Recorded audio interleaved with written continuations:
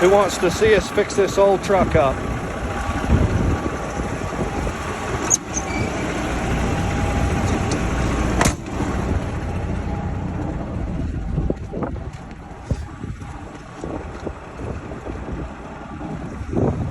It's a 1988 W900B. It's got a Caterpillar 4 1/4 B model, mechanical. It was my brother-in-law's truck, and he was starting to fix it up. It's a truck he learned how to drive on. And he passed away from cancer about 4 years ago or so, and I think we ought to fix it up in memory of him, kind of restore it. What do you think?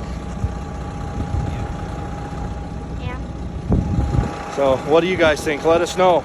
Comment and see if you'd like to watch us restore this old truck in memory of him.